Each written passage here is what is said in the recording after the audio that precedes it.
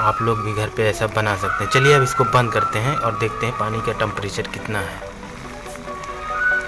दोस्तों मैं आज आपको बताऊंगा कि घर पे पानी गर्म करने वाली मशीन को किस तरह बनाया जाता है, वो भी बिना पैसे लगाए। तो दोस्तों अगर हमारा वीडियो पसंद आए तो हमारे वीडियो को लाइक कर दीजिएगा और हमारे चैनल को सब्सक्राइब कर लीजिएगा और घंटे को दबाकर ऑल पे सेलेक्ट कर लीजिएगा। तो चलिए वीडियो को स्टार्ट करते हैं, देखते हैं कैसे बनाया जाता है। तो इसके लिए आपको सिंपली एक वायर की ज़रूरत पड़ेगी, जैसा कि मैंने लिया हुआ है, और 2 ठे आप जो शेविंग मशीन होती है उनकी ब्लेड जो होती है, जो यूज हो चुकी होती है, उनकी भी ज़रूरत पड़ेगी। तो उनको 2 ठे ले लीजिए और आपको 2 ठे स्टिक ले लेनी है छोटी छोटी।